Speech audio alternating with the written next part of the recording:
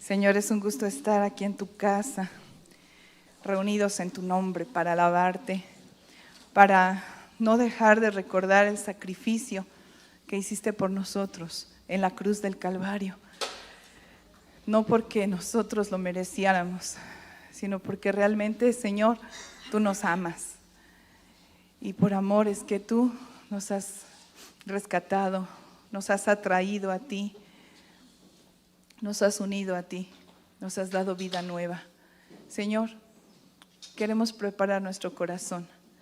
Tú, en esa vida nueva, nos has estado insistiendo que nos preparemos, que busquemos tu rostro, que vivamos para ti. Queremos preparar nuestro corazón para escucharte y obedecerte. Por favor, Señor, por favor.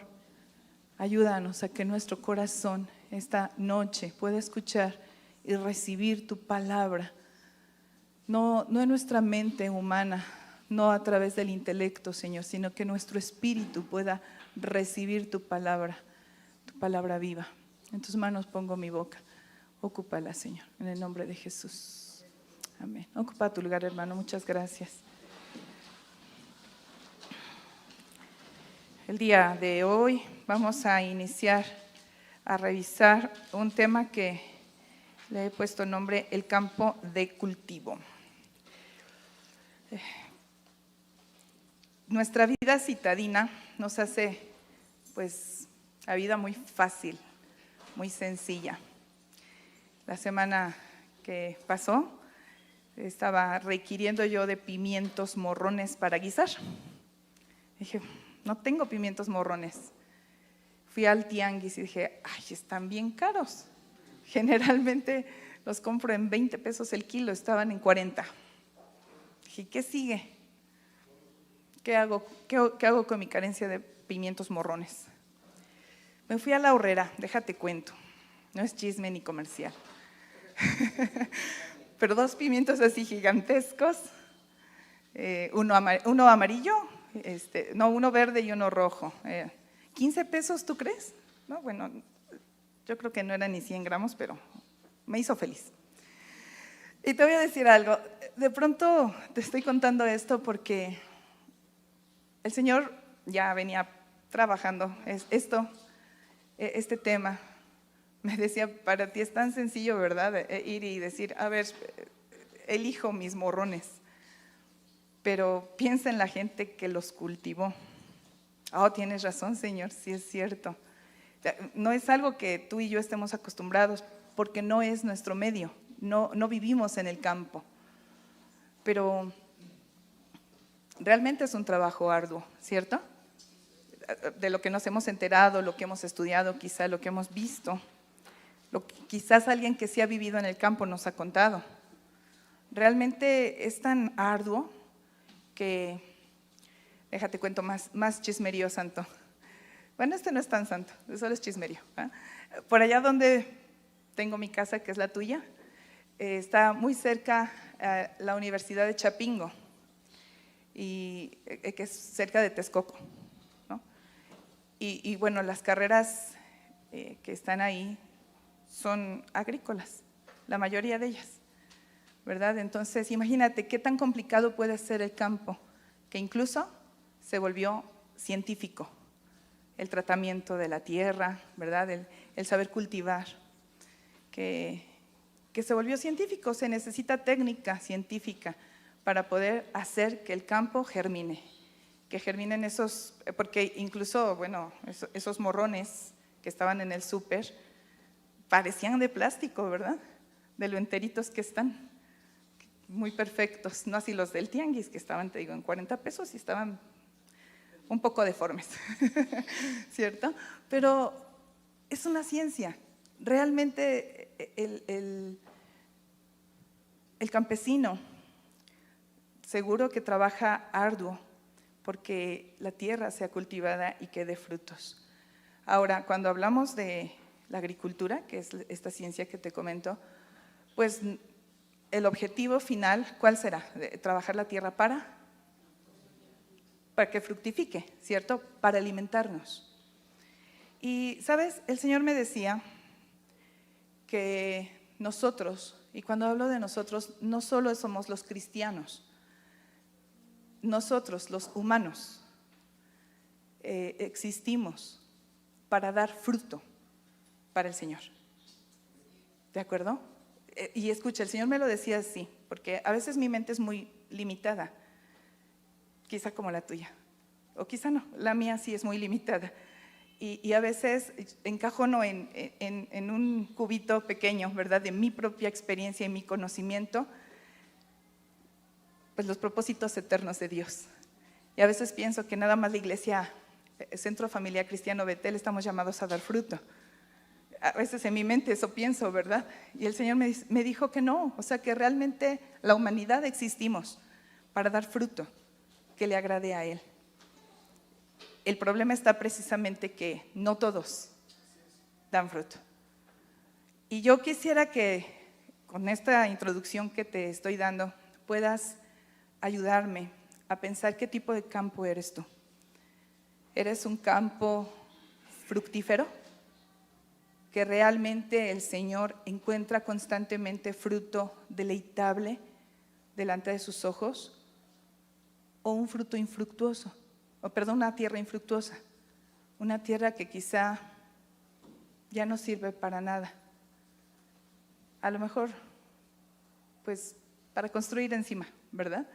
Pero no para cultivar. Entonces, con esto en mente, vamos a leer la siguiente parábola, ¿te parece? Vamos a leer el pasaje que nos va a estar ocupando el día de hoy y el día de mañana, que es Lucas 8, y vamos a leer del 4 al 8.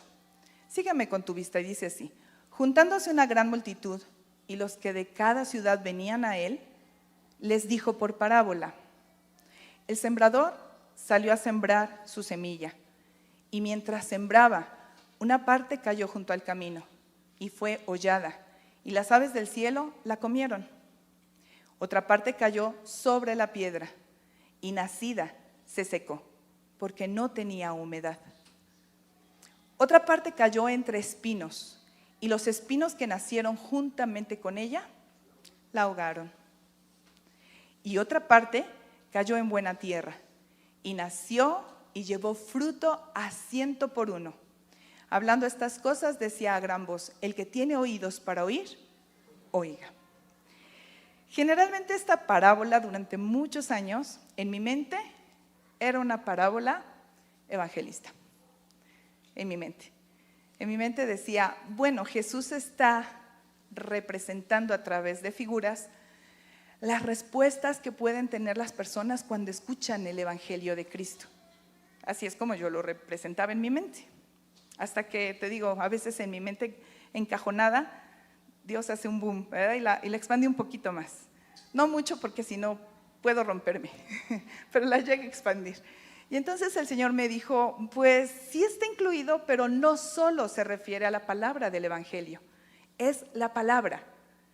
¿De acuerdo? Cuando hablamos de la semilla en esta parábola, y la mayoría de las veces que encuentres una parábola parecida o un simbolismo parecido, semilla va a representar la palabra de Dios. Y hace un momento nos invitaban a entender, no fue aquí, fue allá abajo, Brenda nos invitaba a entender que la palabra de Dios no es un mensaje escrito, sino es lo que sale de la voz de Dios, lo que sale de su corazón, que por supuesto está escrito. Espero darme a entender, porque una cosa es tomar el libro y estudiarlo como estudiaríamos cualquier otro libro, pero eso no es palabra, sino la intención que Dios tuvo al dictar estas palabras y lo que Él continuamente nos va revelando de esto que está escrito. Esa es la palabra. Entonces, ¿tienes idea de cuánto más el Señor quiere sembrar en todos nosotros? en cada uno de nosotros, no solo el Evangelio. El Evangelio es la primer semilla que Él viene y si te das cuenta dice que arroja, ¿verdad? A nosotros. Es la primera, pero es la primera de realmente un abastecimiento amplio de lo que es su semilla. Así que bueno, podemos entender que la semilla es la palabra de Dios. Dice el versículo 11 de este mismo pasaje. Esta es pues la parábola. La semilla es la palabra de Dios. En Marcos, este pasaje no te lo van a poner. No, déjame en el 11. En Marcos, que es un pasaje paralelo, dice que el sembrador es el que siembra la palabra. ¿De acuerdo? ¿Quién es el sembrador? Nuestro Dios. Él es el sembrador. ¿Quién siembra la palabra en tu corazón? Nuestro Dios. Y por supuesto que como todo oficio, y como te decía que era una profesión, ¿verdad? Como toda profesión, va a requerir instrumentos. Y de pronto nos mirarás aquí enfrente, de vez en cuando, o muy seguido, a los instrumentos que Dios ocupa. Pero el sembrador no es la persona que está aquí. El sembrador no es el pastor. El sembrador no son las personas que nos dirigen la oración, la alabanza, los que nos predican, el que nos discipula, el que nos lleva a casa de oración. Ese no es el sembrador. El sembrador es nuestro Dios. ¿De acuerdo? Los demás somos comisionados. Se nos ha encargado un trabajo, pero el que hace la siembra es el Señor. Así que bueno, entendiendo esta generalidad, ahora vamos a entender la peculiaridad que creo yo que muchos de nosotros decimos, ya me la conozco, ¿verdad? Esa parábola me la narraban las maestras cuando estaba yo en Corderitos. Muchos están pensando así, ¿verdad? Y esa me la volvieron a repetir cuando estaba en Moisés. De hecho, mira, no me salto Cunero, también en Cunero me la enseñaron, ¿verdad? Y pues ya la conozco, podríamos pensar muchos hoy. Pero vamos a dejar que sea el Espíritu de Dios el que abra nuestro entendimiento. ¿Te parece? Así que vamos con el primer tipo de terreno. Vámonos directamente a lo que Jesús explicó que significa. Ahora sí, vámonos al 12. Estos son los del junto al camino. ¿Lo puedes leer conmigo? Dice así. Y los de junto al camino son los que oyen, y luego viene el diablo y quita de su corazón la palabra para que no crean y se salven. Son los que oyen. ¿Qué hicieron? Oyeron. Y luego, ¿sí lo ves ahí? Y luego significa enseguida, inmediatamente. Ajá. Así como cuando tiras algo y hasta por inercia te agachas a recogerlo. ¿Sí? Eso es lo que está diciendo y luego. El sembrador esparce, cae la semilla, en el instante llegan las aves y la comen. Y luego, pronto. Dice, viene el diablo y quita. Quita. Afectar con emociones la mente para mantenerla en suspenso entre la duda y la esperanza. ¿Escuchas esto que te acabo de leer? Ese quita es un estado mental de que cuando estás escuchando la escritura, lo que sea que se te está exponiendo, o cuando tú estás leyéndola, porque también ahí el sembrador está sembrando. Acuérdate, el sembrador es el Señor.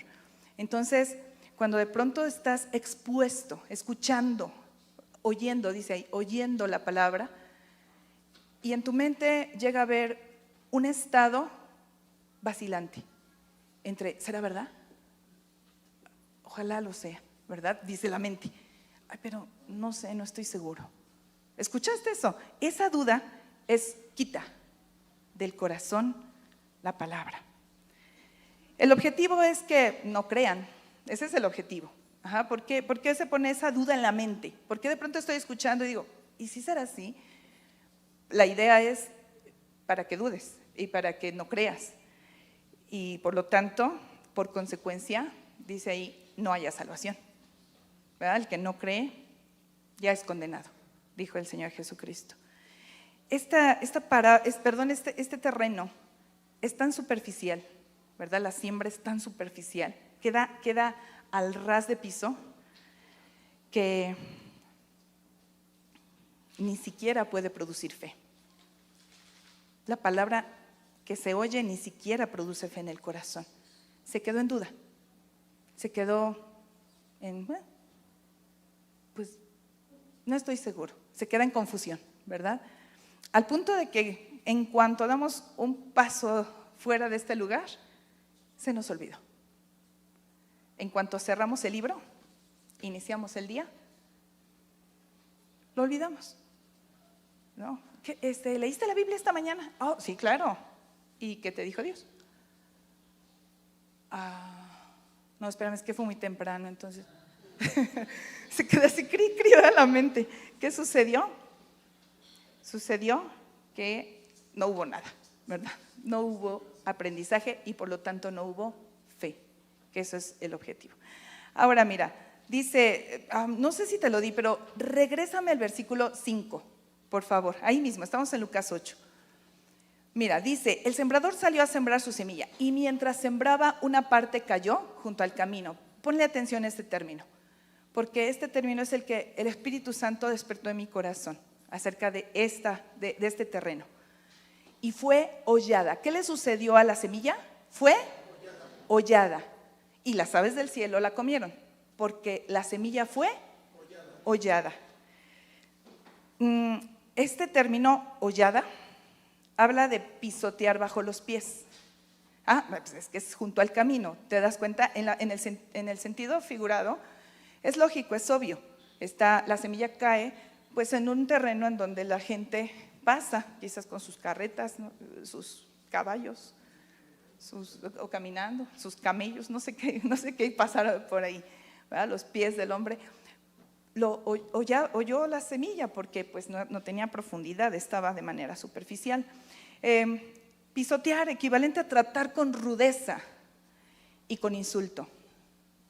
Ahora, te decía, en el sentido figurado lo podemos entender. Ahora, acuérdate que estamos hablando de un sentido figurado, de un símbolo. Entonces, si yo te decía que la semilla es la palabra de Dios, y dice que este terreno lo que hizo fue hollar la semilla, entonces te voy a volver a leer lo que es hollar, pero piensa desde la perspectiva del mensaje, ¿verdad? Pisotear bajo los pies, un término como el que ocupa el autor de Hebreos, mencionando a Jesucristo, ¿verdad? Dice, si la palabra que se dio por medio de Moisés no se quedaba sin castigo, imagínate el que pisoteare al Hijo de Dios. Es la misma figura, ¿te das cuenta? Porque, bueno, quizá lo sabías, o si lo sabías te lo recuerdo, si no lo sabías te lo comento. La palabra viva es Jesucristo, ¿de acuerdo? Él es la palabra viva. Es la personificación de la Escritura, de la palabra. Entonces, por eso inicié diciéndote, no se trata de leer el libro de manera intelectual, sino de recibir el mensaje. Entonces, cuando tú y yo recibimos el mensaje, no estamos leyendo solo por cumplir o por leer, sino estamos recibiendo el mensaje de la palabra, estás recibiendo a Jesucristo. ¿Hasta aquí vas bien conmigo? Pero entonces sucede que si lo desprecio al punto de pisotearlo simbólicamente, ¿a quién estoy pisoteando? A Jesucristo. Es así como el autor de Hebreos incluso lo dice de manera horrorizada. Y dice, imagínate qué castigo tendría que recibir aquel que pisoteare al Hijo de Dios. Así que, mis hermanos, hollada significa pisotear bajo los pies, pisotear equivalente a tratar con rudeza, con insulto, rechazar con desdén, una actitud de indiferencia y desprecio, tratar con negligencia insultante al Hijo de Dios. Wow. Yo cuando estaba leyendo esto dije, Señor, líbrame de ser ese tipo de persona. Y el Espíritu de Dios me dijo, sí necesitas ser librada, porque lo has hecho. Oh, Señor, no puede ser. A veces, queridos hermanos, tú y yo quizá no nos damos cuenta cuando lo hemos hecho. Por eso es que tenemos que tener sumo cuidado de lo que hoy la Escritura nos quiere compartir. ¿sí? El Señor me daba un ejemplo en la Biblia. Él hablaba a mi corazón acerca de un personaje que hizo eso con la palabra de Dios. Y este está registrado en primer libro de Samuel, capítulo 2, versículos 29 y 30. Vamos a leerlo, ¿te parece? Sígueme con tu vista. Dice, ¿por qué? Es una pregunta. ¿Por qué habéis hollado? ¿Viste el término? ¿Por qué habéis hollado mis sacrificios y mis ofrendas que yo mandé ofrecer en el tabernáculo? Y has honrado a tus hijos más que a mí, engordándoos de lo principal de todas las ofrendas de mi pueblo Israel. Por tanto, Jehová, el Dios de Israel, dice, yo había dicho que tu casa y la casa de tu padre andarían delante de mí perpetuamente. Mas ahora ha dicho Jehová, nunca yo tal haga, porque yo honraré a los que me honran, y los que me desprecian serán tenidos en poco. Estas palabras las está dirigiendo un hombre, un profeta de Dios que no se registra su nombre, a un sacerdote, a una persona privilegiada, especial, porque era el sumo sacerdote.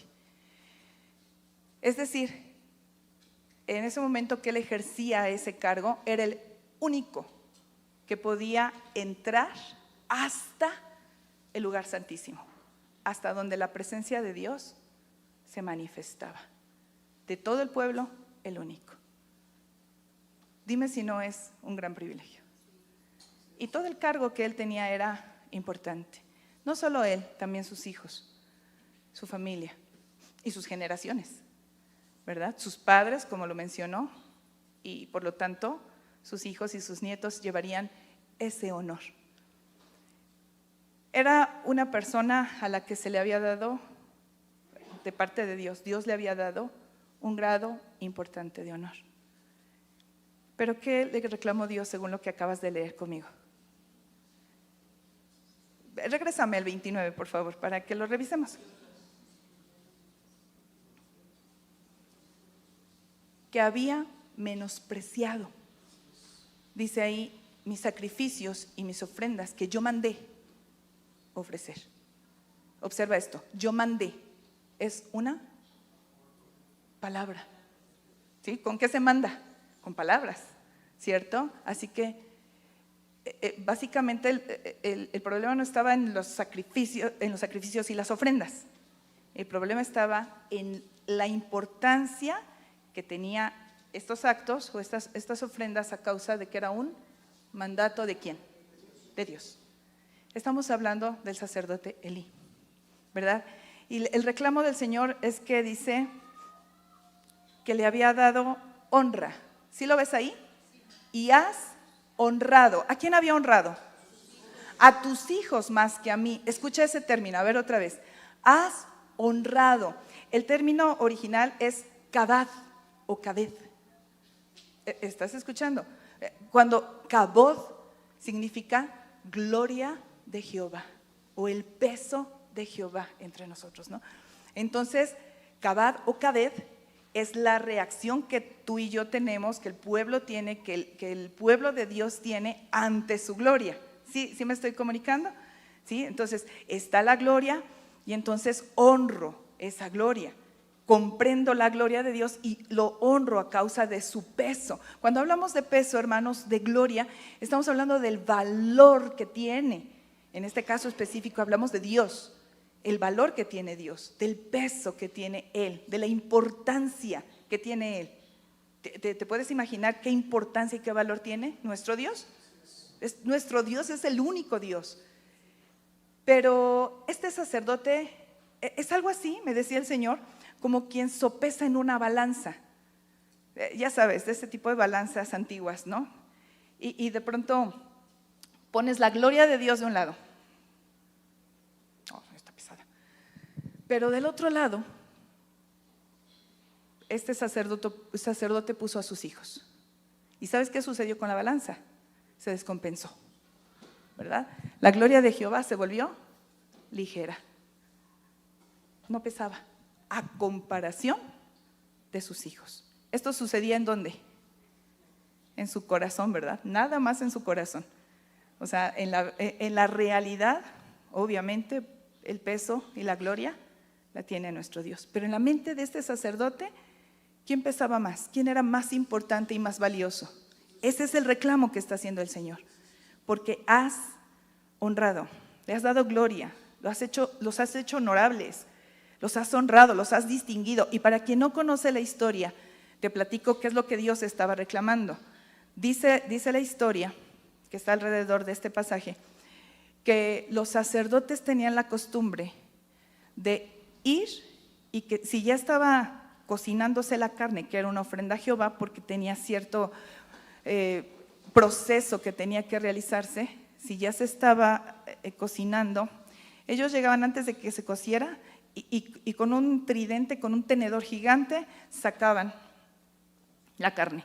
Y si acaso el oferente decía, el oferente es la persona que traía la ofrenda, decía, oye, no, espera a que se cosa, se está entregando a Jehová, porque ese proceso era una forma de entregárselo al Señor.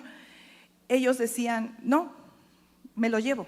O bien, si llevaban la carne fresca, apenas hacer el procedimiento del sacrificio, ellos llegaban y decía, el siervo de los sacerdotes llegó y le decía, dame carne con grosura, porque una de las cosas que Dios pedía dentro del procedimiento era que la grosura se quemara, ¿verdad? Hasta desaparecer. Dame carne con grosura, no hasta que esté cocido, ¿verdad? Y los sacerdotes podían comer de esas ofrendas, de algunas de ellas. Eran porción de parte de Jehová para ellos, era la forma en que ellos podían mantener su familia. Pero el problema era que ellos habían sobrepasado, hollado, pisoteado lo que era el procedimiento sagrado. Entonces ellos llegaban y arrebataban sin darle importancia al simbolismo que tenía todo el sacrificio. Entonces esta es la indignación de Dios. Les dice, le has dado a tus hijos más importancia que a mí. Porque lo había permitido Eli, ¿verdad? Él había permitido que sus hijos hicieran esto y además añade la Biblia que ellos, además de ese tipo de conductas, tenían conductas desordenadas, fornicaciones, inmundicias. Pero si tú te fijas, el reclamo de Dios estaba con respecto a la poca importancia que le habían dado a su mandato. ¿Sí lo ves? El reclamo es que se habían tomado para sí, dice ahí, engordándoos de lo principal de todas las ofrendas de mi pueblo Israel. Este principal es el primer lugar en cuanto a tiempo, orden o rango. Porque la ofrenda tenía un simbolismo y la ofrenda es, esto es de Jehová. ¿Y a quién se la presento primero? A Jehová, porque en tiempo, en orden y en rango le pertenecen a Jehová. Ya después a los sacerdotes su porción, pero ellos se daban importancia a sí mismos. Y dice en el 30, yo había dicho, el Señor le había dado ese grado de honor a su familia de Elí, pero ellos no habían correspondido al Señor. Y si te das cuenta dice, yo había dicho, pero ahora digo, más ahora digo, ¿lo ves? Más ahora ha dicho Jehová. Mas ahora ha dicho Jehová, nunca yo tal haga, porque yo honraré a los que me honran. Escucha este término, es muy importante, hermano. Esta es la esencia de este primer terreno. Yo honraré a los que me honran. Es la promesa del Señor, es lo que nos asegura. Yo honraré a los que me honran. Y los que me desprecian, los que hollan, los que pisan, los que menosprecian mi palabra, serán tenidos en poco. Este desprecian en este pasaje de Samuel es tomar a la ligereza o como insignificante, como maldito, desperdiciar, deshonrar, considerar pequeño o escaso, insuficiente o despreciable.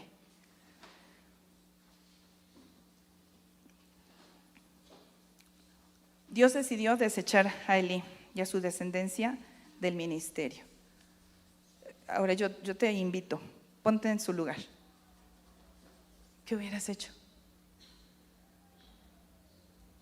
No lo sé, ponte en su lugar. Porque Dios le dio tiempo. No sé cuánto, no dice la Biblia cuánto. Pero lo siguiente que se ve es que Dios le empieza a hablar al joven Samuel, ¿verdad? Que era un sirviente que estaba ahí con ellos, y le habla al joven Samuel. Y el mensaje que le da al joven Samuel es: dile a Elí que lo que yo ya le dije, lo voy a cumplir. Dice, incluso le dijo el Señor: te voy a dar un mensaje que el que lo oiga le va a reteñir en sus oídos, le va a incomodar, le va a dar temor lo que voy a decir. Y se lo dice al joven Samuel, ¿verdad? Y le empieza a explicar. El joven Samuel ni sabía de ese mensaje. El Señor se lo dijo. Dice que estuvo calladito hasta que Elí le preguntó: ¿qué te habló Jehová? ¿Qué te dijo Elí? Ok, escucha esto, que el Señor haga contigo lo que sea que te haya dicho. Ay, no, sí te digo. Dice el Señor que ya te había avisado, pero que tú ahí sabes lo que haces, ¿verdad? Porque le has dado prioridad a tus hijos, y que te va a destruir, y que van a morir, y que como prueba todos van a morir el mismo día. Y su respuesta, regálame por favor el versículo, capítulo 3, 18. Samuel se lo manifestó todo sin encubrirle nada. Lee conmigo, dice: entonces él dijo: Jehová es, haga lo que bien le pareciere. Durante mucho tiempo, cuando yo leía este pasaje, yo decía: wow, qué reverencia. Así lo pensaba de verdad. Wow, qué reverencia. El Señor me dijo que no. Me dijo: es indiferencia. ¿Sabes? Es carencia de temor a mi nombre. Es como cuando el Señor nos avisa: viene juicio. Ay, ajá. Prepárate.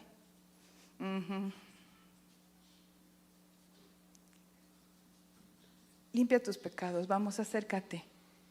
Hoy es tiempo. Habrá tiempo después. Se llama negligencia. Se llama indiferencia. Es no creerle, pensar que no es capaz. Y de pronto tener que darte cuenta que decidiste caer en las manos de un Dios airado a causa de la desobediencia y de la confrontación que hacemos a su santidad con nuestra vida. Iglesia, no se trata de decir: son los que vienen nada más los domingos un ratito y se van. Somos nosotros. Soy yo. A lo mejor tú no, yo sí. El Señor me dijo que era yo. Pero tiene que haber solución, ¿cierto? Vámonos al segundo. Vamos a verlo súper rápido. Realmente tengo poco tiempo, pero el segundo es sobre piedras. Ayúdame a leer la interpretación que Jesús le dio. Nos regresamos a Lucas, ahora vamos a ver 8:13. Fíjate bien, dice así: los de sobre la piedra son los que habiendo oído. ¿Ya te diste cuenta? También oyeron, pero aquí hicieron un pasito más. ¿Qué hicieron? Recibieron. Este no se queda en la superficie, no fue hollada por los pies. Recibieron la palabra, y además, ¿con qué actitud? Con gozo, y es un gozo sincero. Recibieron la palabra con gozo. Dijeron: wow. Estaban leyendo y dijeron: Señor, qué bello, qué hermoso. Claro que sí. La meditaron, oraron acerca de ella. Dijeron: oh Señor, yo quiero andar en tus caminos. La recibieron con gozo. Ah, Señor, tus demandas son justas. Claro que sí, Señor. Quiero vivir en tu nombre. Durante mucho tiempo yo enseñé incluso que era gente convenenciera que decía: las promesas de Dios me gustan. No, ellos también les gustaba la palabra. Recibían la palabra con gozo. ¿Sí? Aún también aquellas de demanda. Claro, Señor, pasaban al altar: Señor, ¿a quién me tienes? Yo quiero ir, heme aquí, envíame a mí. Ellos la recibieron con gozo. Pero, qué feos son los peros, ¿verdad? Pero estos no tienen raíces. ¿Lo puedes leer conmigo esa frase? Pero estos no tienen raíces. Es muy importante esta idea. Reténla, no te la voy a explicar ahora, pero reténla. Pero estos no tienen raíces. Y entonces hacen esto, dice, creen. Ahora, este creen es lo que te acabo de describir. De verdad recibieron la palabra, es decir, la semilla produjo fe. Lo creyeron y lo creyeron con gozo. Creen, pero solo un tiempo. Y ese tiempo puede ser, a mí me sonaba quizás 2 meses, 3 meses, 6 meses, o quizás más, quizás 1 año, 2, o hasta 10.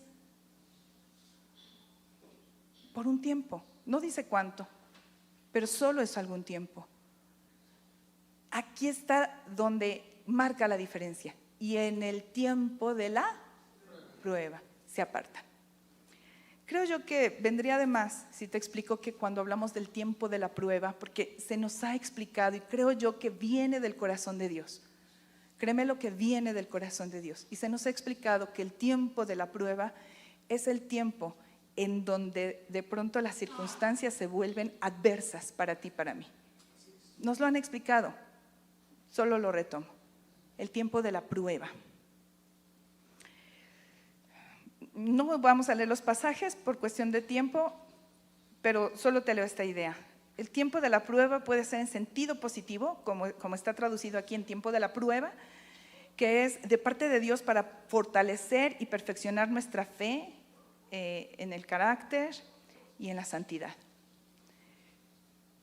O el mismo vocablo también se traduce, de hecho en antiguas versiones este mismo pasaje se tradujo como tentación, en el sentido negativo, pero es la misma palabra, porque de hecho es la misma adversidad. ¿De acuerdo? Me quedé sin empleo, listo. O bien puede ser una prueba o puede ser una tentación. Es la misma adversidad. ¿Pero qué es la tentación? Como una incitación al pecado proveniente, ya sea de los deseos internos que surgen de la persona o bien de la influencia externa del tentador que busca desviar nuestra fe y nuestra santidad. Es la misma adversidad, la mismita, pero 2 caminos distintos, ¿verdad? Por un lado, el objetivo de Dios es, con esto yo creo que vas a ser fortalecido. Yo creo que vas a salir más brillante que el oro. Y por eso lo permite, porque dice la Escritura que Él evalúa, ¿verdad? Dice, a ver, esta prueba no la va a pasar. Esta no, esta la reservamos para cuando tenga más madurez, ¿verdad? Esta sí la va a soportar.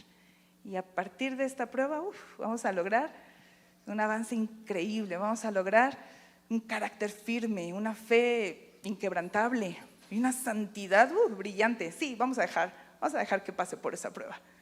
Y tú y yo, ay no, Dios, por favor, quítala, por favor. ¿verdad? Y Dios, no, pues sí es prueba, ¿verdad? Pero el problema está, según este terreno, cuando de pronto solamente un tiempo creí, pero en el momento de la adversidad lo dudo, ¿verdad? De pronto en el momento de la adversidad empiezo a pensar, entonces Dios no está conmigo.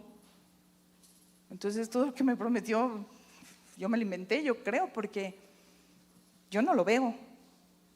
¿Y cuál es el paso que sigue? Ahí lo dice. Se apartan. Se apartan. Y se apartan, hermanos, por mucho tiempo. A mí me sonaba a que era de, oye, ¿no viste al hermanito fulano? ¿No vino, verdad? No, ya tiene como 3 domingos. Sí, a mí me sonaba y se apartan. Pero sabes, el Señor me hablaba y me decía que habemos muchos de los que estamos aquí sentados con un corazón apartado. Aquí estamos, pero estamos de malas, ¿verdad? Porque decimos, es que a mí Dios no me oye. Y nos acercamos, pastor, como a ti Dios sí te oye, ora por mí, ¿no? Porque pues ya no le veo, no salgo de una cuando ya entro a otra paz. Ora por mí, ¿no? A ti sí te oye Dios. ¿Qué significa? Que mi corazón ya se apartó hace rato, ¿verdad? Aunque aquí estoy, aquí sigo. Vamos a ver rápidamente, tengo 7 minutos, 27 segundos, 26, 25, para que podamos ver el ejemplo. Primero de Samuel capítulo 13, versículos 6 al 8, me va a ayudar que conoces la historia. Te voy a platicar rápidamente. Dice la Escritura que de pronto se le ocurrió al rey Saúl tomar 3,000 soldados. Y él dijo, con 3,000 la armo. Y le dio 1,000 a su hijo Jonatán, 2,000 se quedó él y dijo, vamos a provocar a los filisteos. Ah, caray, lo que ellos no esperaban es que los filisteos tenían nada más de soldaditos a pie, 300,000. Y más aparte sus carros errados y tenían armamento, y lo que no se había dado cuenta es que, caramba, no tenemos armamento porque los filisteos son los únicos que tienen herreros, nosotros no. ¿Qué íbamos a ir a palos y resortera o cómo? Y entonces el pueblo, dice aquí, léelo conmigo. Y algunos de los hebreos, ¿lo lees conmigo? Y algunos de los hebreos pasaron el Jordán a la tierra de Gad y de Galad, pero Saúl permanecía aún en Gilgal. Escucha, y todo el pueblo iba tras él. Pues lo seguían, ¿verdad? Pues bueno, es el rey, ahí creo que sabe lo que hace. Seguimos, ese mismo, seguimos. Y él esperó 7 días, conforme al plazo que Samuel había dicho. Pero Samuel no venía a Gilgal. Y el pueblo, esta es una parte importante, el pueblo, es decir, acuérdate de la historia que venimos, del símbolo que venimos. En el tiempo de la prueba se apartan. Eso es lo que le estaba pasando a los hebreos, ¿no? De pronto, ¿sabes qué? Voy a hacer como que voy al baño y ya no regreso, ¿no? Se empezaron a ir al punto que le quedó un ejército súper chiquito. Seguimos, versículo, nada más era hasta ahí, ¿verdad? El pueblo se le desertaba, esparcir, dispersarse, romper. Llega un momento en que solamente tiene 600 soldados, solo 600 soldados. En este inter, Saúl hace algo que no debía, ¿verdad? Entrega sacrificios al Señor. Llega Samuel y dice, ¿por qué no te esperaste? No, es que vi que se estaban yendo, entonces dije, bueno, vamos a invocar a Jehová tu Dios, Samuel. No al mío, al tuyo, ¿verdad? Y bueno, de pronto narra la escritura que el hijo de Saúl, que Jonatán, que también tenía un grupo de personas con él estratégicamente en otro lugar, tiene valor y le dice a su escudero, mira, vamos a darle la vuelta al campamento filisteo, vamos a ver qué hay. Mira, vamos a decirle al Señor que nos ayude y nos dé una señal. Vamos a asomarnos. Si los filisteos nos dicen, ¿qué? A ver, intenten venir. Señal de Dios. Le entramos y que el Señor nos ayude. Él, Jonatán y el escudero comenzaron a hacer una matanza increíble, ¿verdad? Porque el Señor estaba con ellos. Pero a punto de que se empieza a ver un alboroto a lo lejos. Y entonces el vigía que está con Saúl le dice, hay alboroto en el campo de los filisteos. No, ¿en serio? Sí. ¿Qué ves? Pues no sé, hay movimiento como de guerra. ¿No, en serio? Pues ¿qué es? Estaban lejos, él no sabía qué estaba pasando. Y dice, regálame 1 Samuel 14, 18 y 19, léelo conmigo. Saúl dijo a Ahías, trae el arca de Dios, porque el arca de Dios estaba entonces con los hijos de Israel. Dice el 19, pero aconteció que mientras aún hablaba Saúl con el sacerdote, el alboroto que había en el campamento de los filisteos aumentaba e iba creciendo en gran manera. Entonces dijo Saúl al sacerdote, detén tu mano.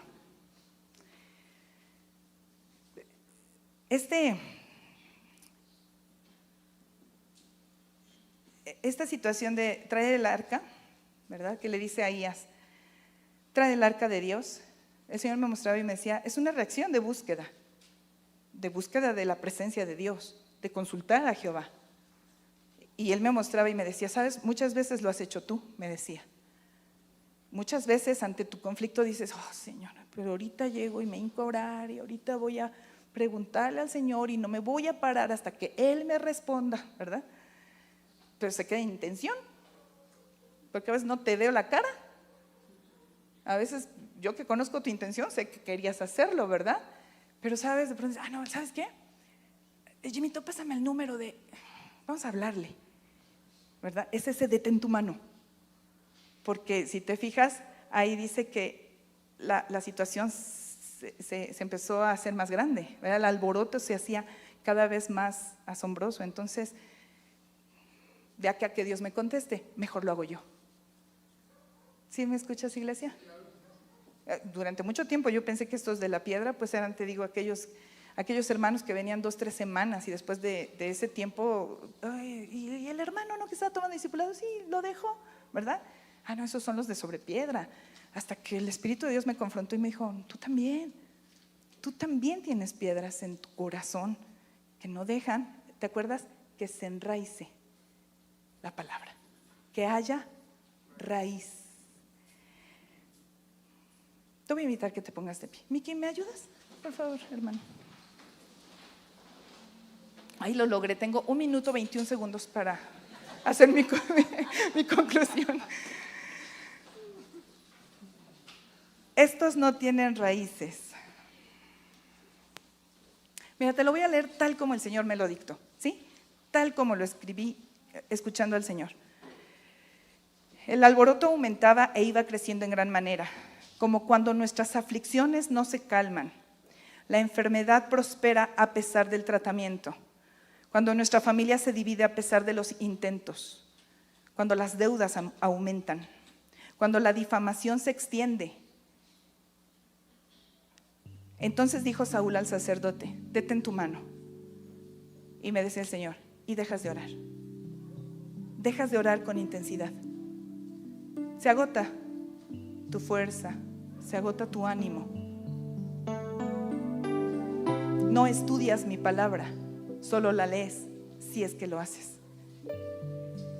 Tu adoración deja de fluir y después empiezas a tomar decisiones astutas. Porque piensas que eres más inteligente que yo. ¿Y sabes cómo terminas? Me decía el Señor, alejado de mí. Te apartas, aunque vienes, pero te apartas. Yo no sé si tú, yo me identifiqué con los dos terrenos. En diversas ocasiones he estado así. Y quiero que hagas un acto valiente. Si tú dices, Señor, necesito que el terreno duro de mi corazón lo suavices y necesito que las piedras que aún están en mi corazón las remuevas para que yo pueda echar raíces en ti. Si tú puedes identificar que has necesitado este tipo de tratamiento, porque el Señor me decía, no hay tierra buena si no se trabaja. Por naturaleza no hay una tierra buena. Por eso inicié hablando de la agricultura. ¿Qué hace un agricultor? Prepara la tierra. Pero una tierra que digas, ya estaba preparadita. Y después sembré, mira, pimientotes que salen, ¿verdad? No hay. Se tiene que preparar el terreno. ¿Y sabes qué está haciendo el Espíritu de Dios en estos días? Nos está preparando nuestro terreno. Y si tú puedes ser hoy honesto con Dios, no conmigo ni con la iglesia, con Dios. Es decir, yo necesito que el Señor remueva. Ven al altar. Mientras te voy a leer. Escucha esto, por favor. Dice el Señor: les daré un corazón nuevo y pondré un espíritu nuevo dentro de ustedes, dice el Señor. Les quitaré ese terco corazón de piedra y les daré un corazón tierno y receptivo. Pondré mi espíritu en ustedes para que sigan mis decretos y se aseguren de obedecer mis ordenanzas, dice el Señor. Hoy el Señor te promete eso. Abraza esa palabra para ti esta noche, abrázala. Dice el apóstol Pablo acerca de la iglesia: pido a Dios que por medio de su espíritu los haga cristianos fuertes de ánimo. También le pido a Dios que Jesucristo viva en sus corazones a medida que confíen en Él. Echarán raíces profundas en el amor de Dios, y esas raíces son las que los mantendrán fuertes. Sé específico con el Señor. Dile al Señor: remueve mi corazón, la dureza de mi corazón. Todavía más. Remuéveme, Señor, de manera que mis raíces en ti puedan ser profundas como las de una palmera. De manera, Señor, que mis raíces puedan ser tan profundas hasta que encuentre el agua de vida que alimenta mi espíritu y que me sigue alimentando. No me conformo, Señor. Yo sé que has hecho cosas grandes en mi vida, las has hecho, Señor, todo este tiempo, pero no me es suficiente. Deseo lo que tú deseas acerca de mí, lo que tú has planeado acerca de mi vida, de mi persona. Escudriña mi corazón, escudriña mi mente. He puesto en duda tu palabra, seguro lo he hecho. Perdóname, perdóname. He olvidado, Señor, cuáles son las fuerzas, la autoridad que tengo en tu espíritu. Renuévame, lléname, lléname de tu poder, lléname de tu espíritu. Ahí, Señor, donde yo siento que no tengo más fuerza para continuar, que sea tu fuerza la que se manifieste en mí. Aquí está delante de ti tu iglesia hermosa, Padre. Es hermosa esta iglesia, es hermosa porque tú la compraste a precio de sangre. Es tuya. Tú la compraste y tú la vistes. La has vestido de justicia, la has vestido de rectitud. Has vestido esta hermosa iglesia de luz. Has puesto tu ropa encima de nosotros después de un tratamiento profundo de lavar nuestro corazón y nuestra vida. Nos has traído la justicia que no nos merecíamos. Nos has hecho justos delante de tus ojos. Nos has lavado y nos has vestido para presentarnos justos delante de ti, como el esposo a la esposa. Así tú has lavado a tu iglesia y la has vestido con vestidos honrosos.